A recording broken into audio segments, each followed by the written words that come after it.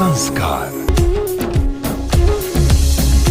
समझिएगा, actually DNA fingerprinting का बात करते हैं तो डीएनए फिंगरप्रिंटिंग होता है किसी भी, अगर मर्डर केस हुआ है, मर्डरर को पहचानने के लिए, अगर किसी भी फीमेल के साथ दुष्कर्म हुआ है तो रेपिस्ट को पहचानने के लिए, अगर आप अपने पिताजी के बच्चे का दावा करते हैं कि मेरे पिताजी यही हैं, मेरा पापा यही है, लेकिन पापा कह रहे हैं कि हमारा तुम बेटा ही नहीं है,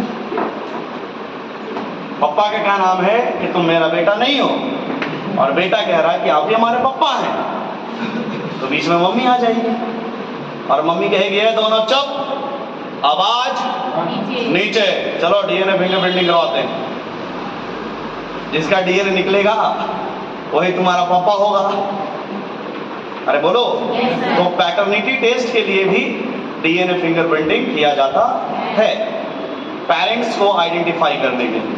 पेरेंट्स माने माता और पिता, क्लियर है? तो खासकर यही सब चीज में हम लोग फॉरेंसिक साइंस, जैसे क्रिमिनल फॉरेंसिक साइंस में स्टडी किया जाता है ये सब का, डीएनए फिंगरप्रिंटिंग का। तो देखो, अगर हम बात करते हैं डीएनए फिंगरप्रिंटिंग का तो सबसे इंपॉर्टेंट है यहाँ पे डीएनए, क्योंकि डीएनए जब तक मिलेगा नहीं तब तक हम फिंगरप्रिंटिंग करेंगे नहीं। अरे बोलो, तो हुआ क्या कि किसी व्यक्ति का क्या हो गया, एक्सीडेंट हो गया, और एक्सीडेंट मतलब हुआ कि मर गया, टूट गया, मर गया आदमी। अब जाएगा जो भी जैसे ही आदमी है, इसका डेथ हो गया, मृत्यु हो, गिर उड़ के मार दिया, गोली मार दिया, इसका कन पट्टी में लग गया, ठीक है। जानवे करते बिहार में पैसा रहे चाहे नहीं रहे, गोली रहना चाहिए। यूपी बिहार में तो यही होवे करता है। अरे बोलिए, तुम्हारे घर में पुष्पा झुकेगा नहीं, तो मान लो मर्डर हो गया, पुष्पा मर गई, झुकेगा नहीं, साला खत्म। वीरप्पन जो गुंडा था, जो डाकू वीरप्पन था, नाम सुने हो ना, उसको मार गिरा दिया गया, चंबल की डाकू थी पुष्पराज, झुकेगा नहीं।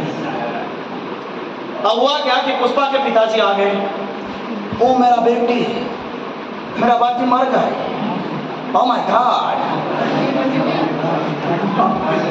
अब क्या होगा, इसके पिताजी कहेंगे कि हमारे बेटी को मारने वाला कोई और नहीं, तो ही व्यक्ति हो सकता है।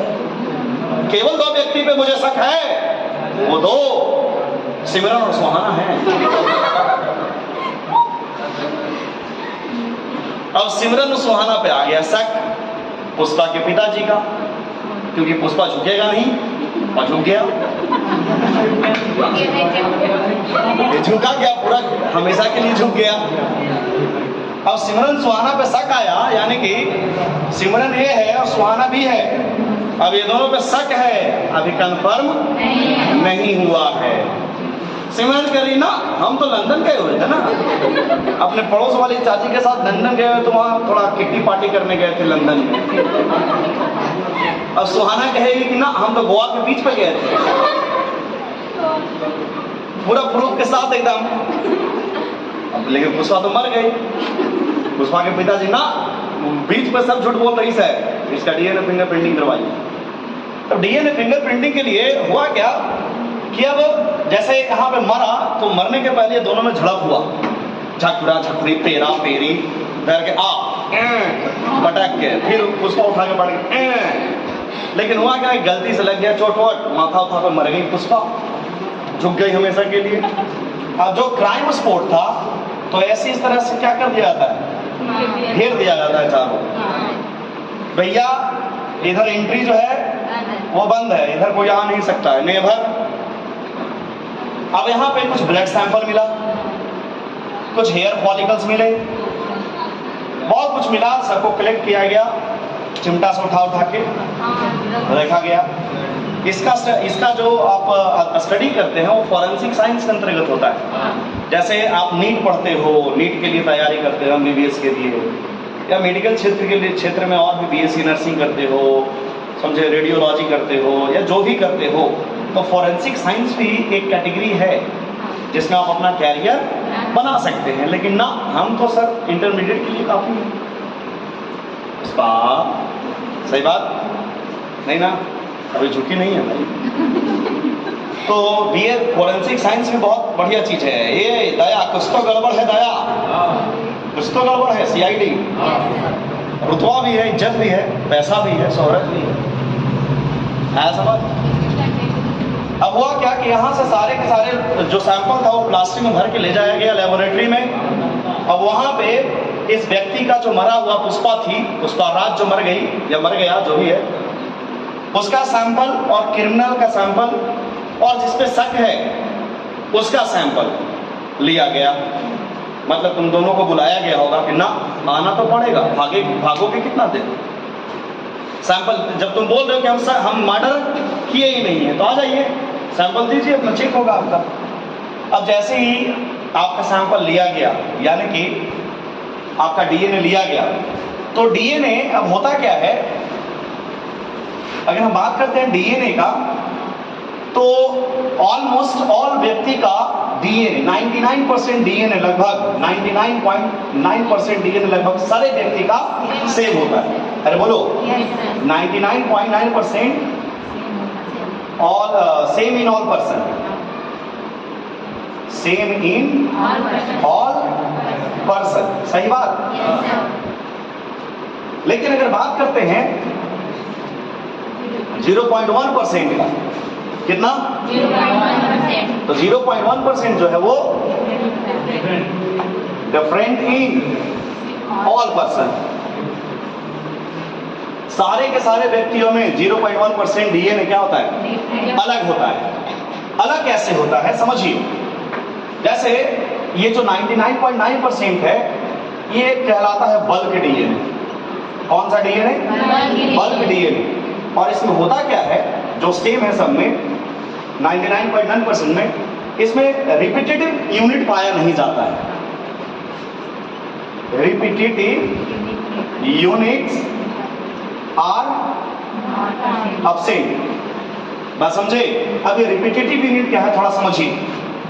अगर हम बात करते हैं कि केवल 0.1% डीएनए सभी व्यक्तियों में अलग होता है, उस डीएनए को कहा जाता है, बोलिए बेटा, सैटेलाइट डीएनए। क्या कहा जाता है? Satellite DNA. क्लियर है? Satellite DNA. और सैटेलाइट डीएनए में रिपीटेटिव यूनिट पाया जाता है। रिपीटेटिव यूनिट परसेंट होता है। रिपीटेटिव यूनिट क्या होगा? परसेंट होगा। अब देखो थोड़ा ध्यान से समझना यहां। जैसे मान लीजिए रिपीटेटिव यूनिट का, जैसे ए जी ए सी ए जी ए सी, ये रिपीट हो रहा है क्या? That is called repetitive unit. बस समझ में आया?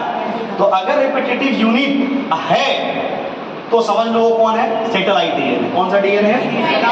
और रिपीटेटिव यूनिट नहीं है, ए सी G P G T A जी सी ए ऐसे करके है, कोई सीक्वेंस नहीं है, वो सैटेलाइट डीएनए नहीं है। यानी कि जहां रिपीटेटिव सीक्वेंस आपको मिला वही क्या है? Satellite DNA. और ये मात्र कितना परसेंट डीएनए में होता है? 0.1% डीएनए में ही होता है। अब ध्यान से सुनो।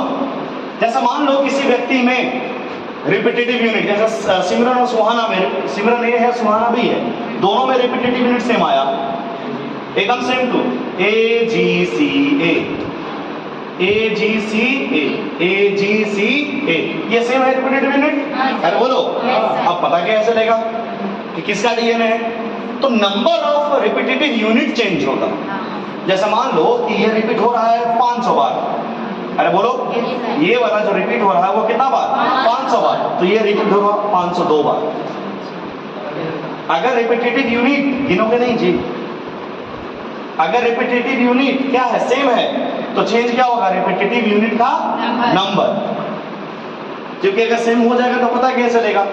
हाँ, सेम किस में होगा? जो आइडेंटिकल ट्विंस होंगे, जो जुड़वे बच्चे होते हैं ना, मोनोजाइगोटिक ट्विन से बने हुए, डाइजाइगोटिक ट्विन से नहीं, वैसे बच्चे जो मोनोजाइगोटिक ट्विन से बने हुए हैं।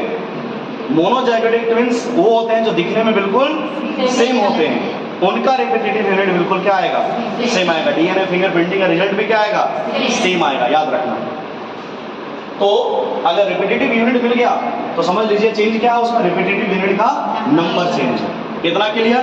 तो बताओ डीएनए में दो प्रकार का डीएनए होता है, एक होता है 99% बल्क डीएनए और एक होता है 0.1% satellite DNA. Bulk DNA same in all person लगभग, और अगर बात करते हैं सैटेलाइट डीएनए तो मात्र ये 0.1% होता है, लेकिन सब में सेम नहीं होता है। क्लियर है? इसमें यूनिट रिपीट करते हैं और इसमें यूनिट रिपीट नहीं करते हैं। देखो सैटेलाइट का अगर बात करते हैं तो सैटेलाइट डीएनए को हम लोग वापस कितने भाग में बांटेंगे? दो भाग में बांटेंगे। कितने भाग में बेटा? दो भाग। फर्स्ट वन इज द, बोलिएगा, माइक्रो सैटेलाइट। नाम सुने हो? Micro satellite. और सेकेंड वन तो बोलिएगा मिनी सैटेलाइट। Mini satellite. अरे बोलिए, अगर बात करते हैं माइक्रो सैटेलाइट और मिनी सैटेलाइट का, तो क्या आपको पता है माइक्रो और मिनी किसको कहते हैं? सुनिए, अगर बात करते हैं माइक्रो सैटेलाइट का, तो इसमें जो रिपीटेटिव यूनिट होंगे वो 2 से 6 बेस पेयर के बने होंगे। 2 से 6 बेस पेयर के बने होंगे। जैसे ए जी, कितना बेस पेयर? 2। बात समझ आया? ए सी जी, कितना बेस पेयर? 3 base pair. कितना तक जा सकता है? क्लियर है? अरे नहीं आया? और ये बात करते हैं तो इसमें हो सकता है कितना? 10 से लेके 100 बेस पेयर। बात समझ आया? अगर रिपीटेटिव यूनिट का बात करते हैं तो रिपीटेटिव यूनिट में कितना? 2 से 6 बेस पेयर हो सकते हैं। और बात करते हैं इसमें मिनी में तो 10 से लेके 100 बेस पेयर हो सकते हैं। क्लियर है?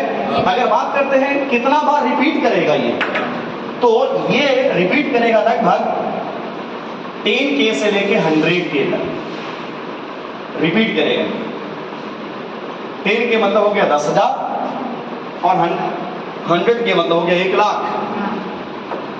10,000 से लेकर 1,000 तक ये यूनिट बार बार रिपीट करेगा। रिपीट करेगा ए जी ए जी ए जी ए जी ए जी ओ जी लो जी सुनो जी 1 2 का 4 जी। नहीं आया? क्लियर? तो ये जो रिपीट करेंगे वो कितने बार करेंगे? 10,000 से लेके 1,00,000 तक बार बार रिपीट करेंगे। लेकिन अगर यहाँ बात करते हैं रिपीट कितना बार करेगा, तो यहाँ लगभग 500 बार से, कितना बेटा? 500 से 30K यानी कि 30,000 तक रिपीट करेंगे। के मतलब समझ में नहीं आ रहा है क्या? के मतलब 1000 आया समझ? तो जितना है उतना के आगे 1003 लगा दो। तो बताओ यहाँ पे जो मिनी सैटेलाइट है वो कितना बार रिपीट करेगा? 500 से लेके 30,000। और यहाँ कितना बार रिपीट करेगा?